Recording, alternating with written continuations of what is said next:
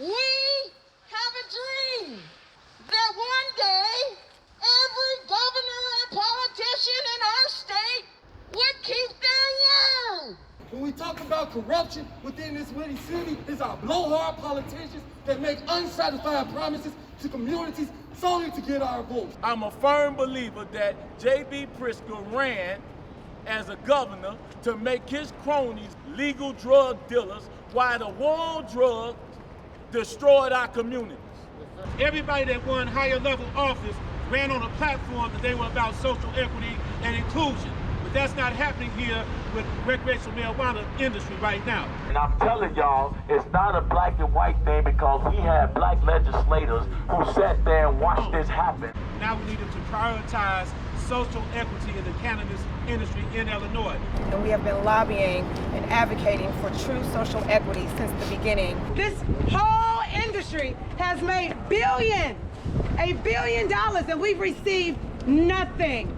True social equity in cannabis would look like 99% owners being people of color, people who have been directly impacted by the war on drugs, owning licenses, not just dispensing, cultivation, packaging, infusing. That's what true social equity would look like to me. Just being able to fucking buy from black people, shit. Even when licenses do get distributed, they're gonna have to sell from multi-state operators now. So it's like, what are we fucking gonna do? I came here to buy some cannabis, but when I seen the protest, I'm here with the people, for the people. That's who I am. So I wanted to find out what was going on. I did. I'm here to support the movement for my other brothers and sisters that have been incarcerated and spent years in prison for something that is made legal now. Support your local weed woman and men. Know this. We've been supporting them. Why all of a sudden when I take my money and do something else, when my brothers and sisters and other people who smoke weed like me have been down here with me in the trenches. Keep the black market black. Keep the weed black. Keep all of this black because guess what? The ones in the prisons right now for it are what? Black. I support the movement. I support my people. I come against any type of injustice, any inequity that's degrading our communities, that's terrorizing black people, any injustice, because I was a victim of injustice myself. If I can help in any way and don't look at it as a job, look at it as a way of life, I'm for it.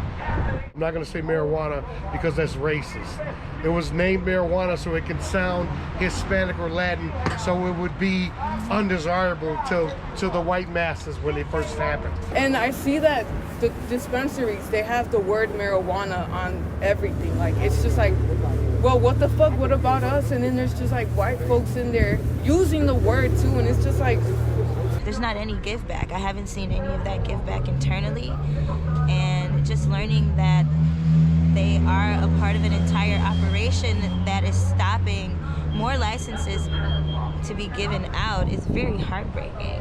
It's the biggest hypocritical industry right now in the world. You can't go in. Sir, you can't go in. Oh, you can't go in? You can't go in. You get a ticket. I gotta have a ticket to go in. You purchase over there, get a ticket. And then you go in and get your card up. So like they're doing. They got their ticket. They got a ticket. We operated our marijuana businesses much similar to this. Collected money on one side of the street, sent them to another side of the street. So I feel like this place owes me some money right about now for still not operational plan. So it's really just another form of, promoting, the drug trade, actually, and especially by African-American people not even having one recreational marijuana dispensary here in Chicago or in the state. My name is Devon Reed, and we're out here canvassing. I'm running for 8th Ward Alderman of Evanston, and that's key because Evanston just passed reparations using cannabis tax dollars. The bullshit that's going on in Evanston that they want to call it reparations is reparation. I don't think it's reparations. I'm of the belief that social equity programs should not be called reparations because then you start to get into a slippery slope. Similarly to how Lindsey Graham went and said that aid to black farmers during the COVID-19 relief package should be labeled as reparations. And to me, that doesn't make any sense. How are you going to give me reparations and tell me what the fuck I'm going to do with my money? If you really want to sit there and help these people out, they need more than $25,000 and you telling them where to go with that, because that isn't going to do anything. $25,000 does not mean that you're buying your home cash. What does that mean? You need a loan. Who's giving a loan? Banks. That's money that was meant for corporations and the government. As I started this conversation, everything is about the government. Corporations, they're just like that. They wouldn't get paid unless they had ancestors who were here from 1919 to 1969. But, I think there is, misinformation that needs to be corrected, which is one, we've only allocated a very small amount of money toward the first rolling out of a program that is meant to repair some of the harm that was done in housing, and we're only at the beginning of what the reparations program will look like. Are there plans to expand beyond a housing program? Yes, certainly. Particularly if I'm elected, I think, again, that the repair needs to be defined by the harmed community, and as Alderman, I'll be ensuring that we have a participatory process that puts the harmed community, the Black community, in the driver's seat of determining, where the reparations program goes. It's critically important that we, get that selection process right. But yes, that committee will be formed to help, both drive the direction for the rest of the reparations program, but also to figure out how we disperse the funds for this first $400,000 that has been allocated. I've called for, and I'm going to continue to call for, an open, transparent process where, we're very clear on how folks ended up on that committee. We've had a number of instances where committees have been appointed in an inequitable manner, and I want to ensure that, particularly with reparations, that we don't continue that pattern. And that's why it's up to us to continually work to make Evanston better, because again, we're not exempt from the national issues at large. There's not going to be enough money in cannabis to give true reparations, but the reparations are given in that you give those people. I'll back out and sit down and say, hey, cannabis is going to be for those that serve time. You lock us up! You lock us up! You lock us up! You lock us up! Same community who has been constantly put in the industrial complex. Same people who has constantly been put into the school and prison pipeline. Same people who have been constantly told that their lives mean nothing because they smoke weed are now being told that they cannot enter into the same system that locked them up in the first place. They're making billions of dollars off of what they put our brothers and sisters in prison for. It is absolutely not right. It is wrong. It is beyond wrong. And we need to stay motivated. I'm a true social equity veteran on the war on drugs that these dispensaries use as justification to profit off of illegal dope selling. Think about the trauma they experienced while they were incarcerated. The prison industrial complex is alive and kicking. True social equity in cannabis. Social equity is everybody having an opportunity, everybody having a chance for the same thing. Ensuring that Black community, Latinx community have equal access to dispensary licenses. I know that's an issue, especially here in Illinois. You can't dangle the carrot and say, oh, only you can come try to get it. Only you can come, but not you. And if you come, you got to go through extra steps and not you. Everybody should have a motherfucking opportunity to do the same thing. It should be not based on nothing about your family name or any of that bullshit. What it should be about is your character, your mind, and your hard work. Ain't no damn social equity. That's a term you said. That's a term you said to make me feel good. That's all it is. There's a lot of bills that are introduced that are thousands of pages long. Every fucking member of the General Assembly had an opportunity to look at it.